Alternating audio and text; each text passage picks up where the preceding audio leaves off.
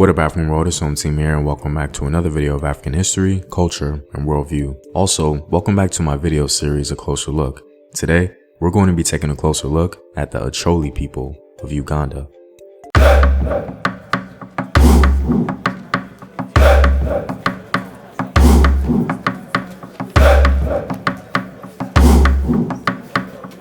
By supporting this channel on Patreon, you're helping in the creation of these videos and contributing to this content. On Patreon, you can find more in-depth courses on African history. And with word from my sponsors, there's a new social media platform dedicated to educating and uplifting our people. No longer do we have to be censored for speaking our truth. OBT Social is Black owned and operated, and a place where you can post your businesses and even monetize your content. You can visit the website at obtsocial.com. Links to everything in the description box below.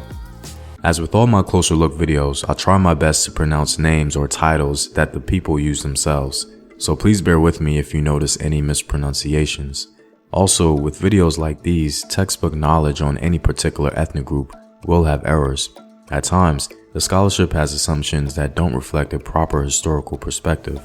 So, if you're from this particular African ethnic group, I would really appreciate any additional insight, correction, or revised context, so that we can truly understand these African people as best we can. The Acholi people mostly reside in the modern-day country of Uganda. It's been estimated that around 43% of the Acholi people can trace their descent from the Nilo-Saharan-speaking Luo peoples, who migrated from Sudan during the 16th and 17th centuries. Other Acholi clans trace their descent from the Lango, Karamojong, Mandi, and Bari ethnic groups. The Acholi are believed to number around 795,000 people, living primarily in Uganda. Today, there are three distinct Acholi groups: the Patiko, who are related to the Luo, the Ateker speakers, who may have been the earliest settlers in the area, and the Sudanic-speaking Acholi. In general, the Acholi people seem to have interacted and mingled with different African ethnic groups in the region, beginning to form a distinct identity. The origins of the Acholi are unclear, though the Acholi believe they probably came to Acholi land around 300 years ago as various different peoples from northern Africa. Around the 17th century, the various peoples amalgamated to form the one single Acholi people. The traditional religion of the Acholi can be understood in relation to the Luo and others, such as the Lango people. The spiritual concept is centered on the veneration of and relationship with Jok. Jok tends to be considered a combination between the supreme being, ancestors, and other deities. Jok is the spiritual food of the Lango people. It is fundamentally impersonal, but able to manifest as spirit, Lipo. In fact, Jok is associated with all human beings as soul, that is, Lipo or Chayan. As such, it might be applied to the nature of the world as spirit or soul that is reinvigorated with all propitiation by human beings. Today, the Acholi have embraced Islam and Christianity, but they have not forgotten their indigenous beliefs, especially the belief that justice, reconciliation, and forgiveness should be meted out by a traditional chief and are the best ways to achieve social unity. Similar to the Igbo people of Nigeria, the Acholi did not recognize a centralized political government or authority.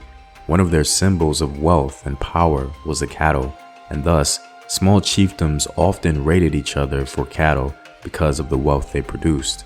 In general, throughout Eastern African history, the cattle was a very big symbol of wealth and power. Dancing, as with many African cultures, is a big component of Acholi life. Acholi dancing is communal, and they have 8 distinct types of dances. These dances are called Bwola, Lalo Baloba, Otiti, Mai Elawal, Apiti, Labongo, Mai Elwanga, and Atira. This particular dance session is from the Gulu district of the Acholi region. Although British colonization during the late 19th century put an end to the most powerful Acholi chiefs' expansionistic ambitions, it otherwise had relatively little initial impact on Acholi society.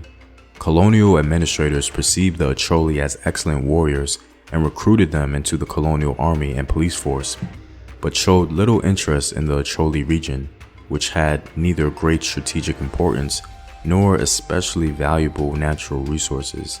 In addition, the Acholi's relatively decentralized political organization appeared less threatening to colonial authority than kingdoms such as Buganda.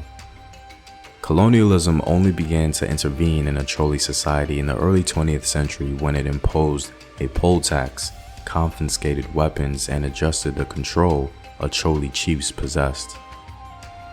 Well, I'm all out, guys. If you like these videos and want to help in its continued development, consider supporting the home team on patreon.com. The link is in the description box below. Know thyself. Remember your ancestors. Peace.